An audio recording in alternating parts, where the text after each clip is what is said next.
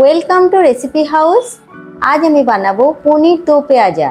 পনির দো পেঁয়াজা বানাবার জন্য প্রথমে একটি কড়াই 20 থেকে 25 ml তেল গরম করে তাতে দিয়ে দেবো বড় টুকরো করে কেটে রাখা পেঁয়াজ, ক্যাপসিকাম আর টমেটো।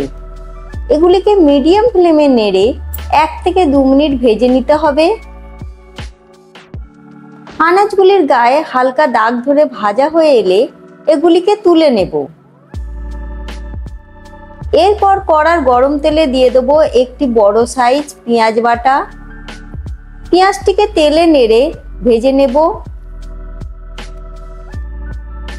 পেঁয়াজটি ভাজা হয়ে এলে দিয়ে দেবো 1 চামচ আদা রসুনের পেস্ট।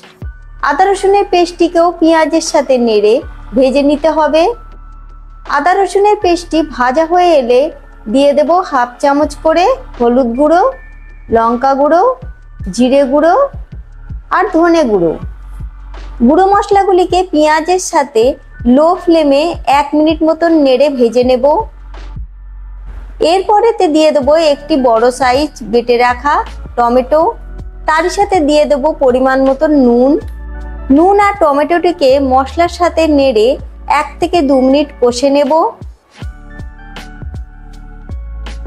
মশলাটি কষানো হয়ে এসেছে। এবার এতে ভেজে রাখা পেঁয়াজ, ক্যাপসিকাম আর টমেটোগুলিকে দিয়ে দেব। তারই সাথে কেটে রাখা পনিরের টুকরোগুলিকেও দিয়ে দেব। এই সব কিছুকে লো ফ্লেমে নেড়ে 1 থেকে 2 মিনিট কষে নেব।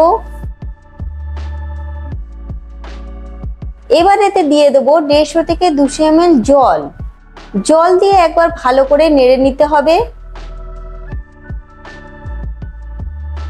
গ্রেভিটি ফুটে উঠলে দিয়ে দেবো 1 চামচের একটু কম গরম মশলা।